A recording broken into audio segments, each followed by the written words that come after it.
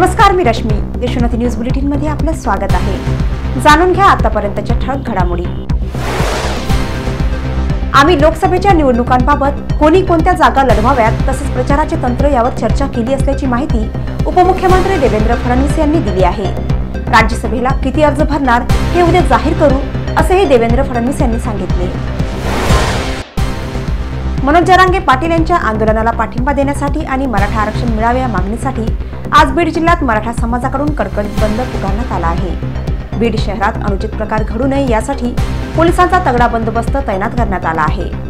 बीडमधील व्यापारी या बंदमध्ये सहभागी झाले आहेत. शहरामध्ये एक अप्पर पोलीस अधीक्षक, एक उपविभागीय पोलीस अधिकारी, 4 पोलीस निरीक्षक, 25 पोलीस उपनिरीक्षक आणि 150 पोलीस कर्मचारी यांच्यासह बीडमधील राखीव पोलीस दल देखील वेगवेगळ्या भागात तैनात करण्यात आले आहेत.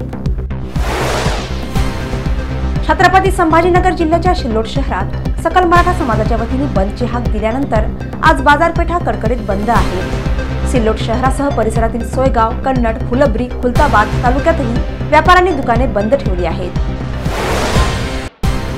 जालना जिल्ह्याच्या भोकरदन शहरात देखील सकल मराठा समाजाकडून बंदची हाक दिल्यानंतर आज बाजारपेठा कडकडीत बंद ठेवण्यात आलेल्या आहेत.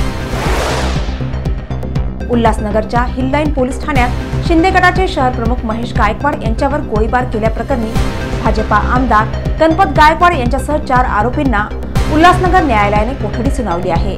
आज सकाळी या 5 आरोपींना न्यायालयात हजर करण्यात आले होते. न्यायालयात आज दोन्ही बाजूने 1 तास युक्तिवाद चालला. छत्रपती संभाजीनगर शहराच्या क्रांती चौकात सरकारने ओबीसी समाजाकडे देखील लक्ष द्यावे यासाठी एका प्रतिकृतीच्या माध्यमातून प्रेम संदेश कार्यक्रमाचे आयोजन करण्यात आले होते. सरकारने ओबीसी समाजावर अन्याय करू नये अशी मागणी ओबीसी समाजाकडून करण्यात आली होती.